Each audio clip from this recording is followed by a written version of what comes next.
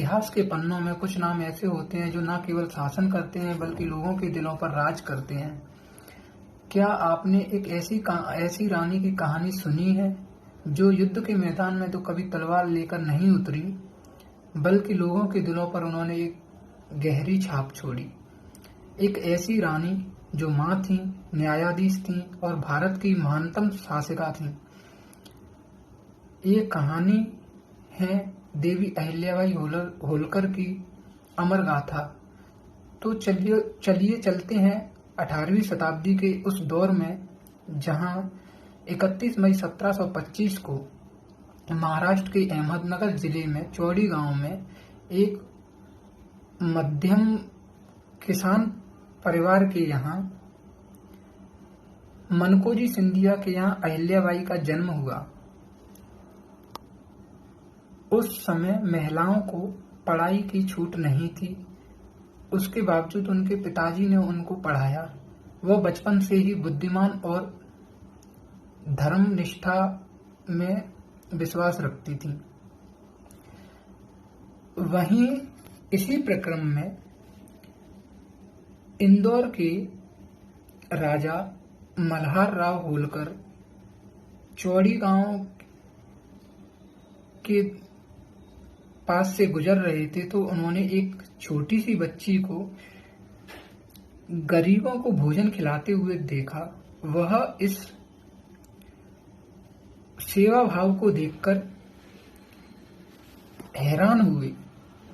जब वह हैरान हुए तो इसी प्रक्रम में उन्होंने उनके पुत्र खांडेराव, जो मालवा के प्रसिद्ध सेना नायक हुआ करते थे, उनके लिए अहिल्याबाई के रिश्ते की मांग की। इसी प्रक्रम में 8 वर्ष की उम्र में होलकर राजघराने की बहू बनकर वह इंदौर में आई। इसके बाद उनके एक पुत्र मालेराव व पुत्री मुक्ताबाई हुई। सब खुशहाल चल रहा था, लेकिन यह खुशियां अधिक लंबे समय तक नहीं रही। 1754 ईस्वी में उनके पति खांडेराव कुम्हेर के युद्ध में वीरगति को प्राप्त हुए। कुछ समय बाद उनके पुत्र मालेराव मानसिक बीमारी से जूझ रहे थे, उनका भी निधन हुआ। इसी प्रक्रम में उनकी जो पुत्री थी, पुत्री के पति की मृत्यु होने पर पुत्री द्वारा सती कर लिया गया खुद को। और कुछ साल बाद 1766 ईस्वी में उनके ससुर जी, जो उन्हें बेटी मानते थे, उनका निधन भी हो गया। अब वह बिल्कुल अकेली पड़ चुकी थी, लेकिन इन घटनाओं से परे उन्होंने ऊपर उठकर 1767 ईस्वी में होलकर वंश की भागदौड़ संभाली और सत्ता में स्थापित हुई। वहीं उनकी ख्याति शासन की बढ़ी और महेश्वर को राजधानी बनाकर उन्होंने शासन स्थापित किया। वहीं उनके द्वारा उनकी प्रसिद्धि पूरे दुनिया भर में एक मिसाल बनी। उनके शासन की जो प्रसिद्धि थी वो दुनिया भर में एक मिसाल की भूमिका में स्थापित हुई। और उन्होंने गरीबों और असहाय लोगों को न्यायपूर्ण व्यवहार किया और न जाति और न धर्म देखकर कोई कार्य किया, बल्कि इंसानियत के नाते उन्होंने कार्य किया। उन्होंने समस्त भारत में, इंदौर से लेकर समस्त भारत में आस्था की ज्योत जलाई। वह भक्ति और ईश्वर में आस्था के कारण उनको देवी, लोकमाता, राजमाता जैसी उपाधियों से सुसज्जित किया गया। इसके बाद उन्होंने जो मुस्लिम जो आक्रांता थे उनसे अपने राज्य की रक्षा की थी उन्होंने। वहीं उनके द्वारा विचार प्रस्तुत किए गए। उन्होंने बोला अपने राजनीतिक विचार, नैतिक विचार, सामाजिक विचार और कुछ लोक कल्याण के कार्य भी उनके द्वारा किए गए।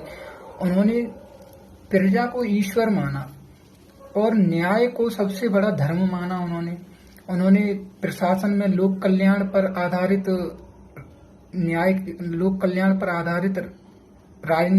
राजनीति को स्थापित किया।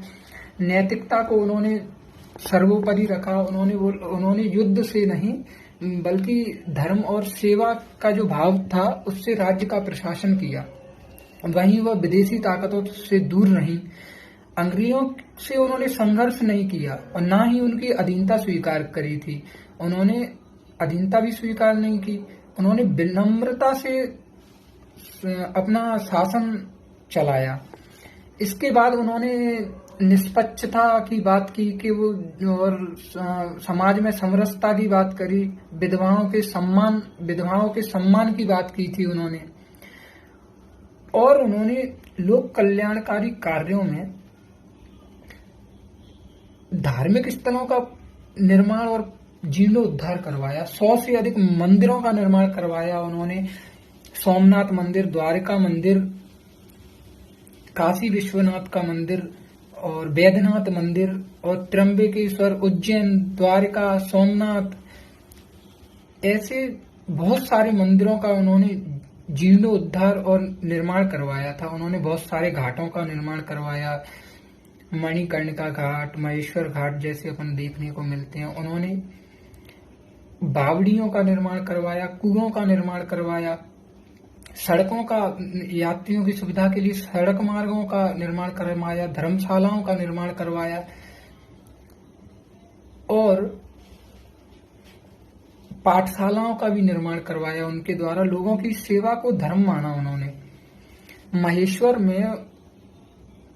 महेश्वर से वो अपने राज्य को संचालित कर रही थी और महेश्वर को उन्होंने बहुत ही सुंदर नगरी के रूप में स्थापित कर दिया था। उनके द्वारा महिलाओं के सशक्तिकरण में महत्वपूर्ण योगदान दिया। राष्ट्र के निर्माण में, राष्ट्र की प्रगति में विशेष योगदान दिया था। महिला सशक्तिकरण की बात की जाती है तो आज भी उनका नाम बहुत ही,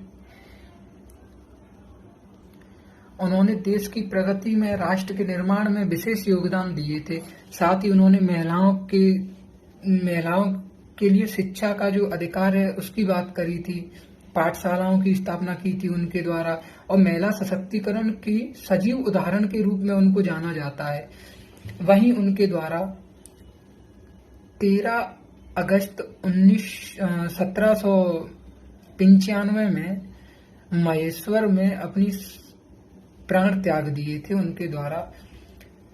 इसके लिए उनको, जैसे एक ब्रिटिश इतिहासकार हैं जॉन के, उनके द्वारा उनको द फिलोसफर क्यून कहकर संबोधित किया गया है।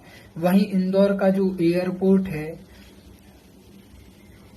और विश्वविद्यालय है और महेश्वर का जो घाट है, उन्हीं के नाम से आज भी हम उनको जानते हैं। उन्होंने इस बात को सिद्ध कर दिया कि स्त्री केवल गृहस्थी की रानी नहीं है, बल्कि वह राज्य की रक्षक भी बन सकती है।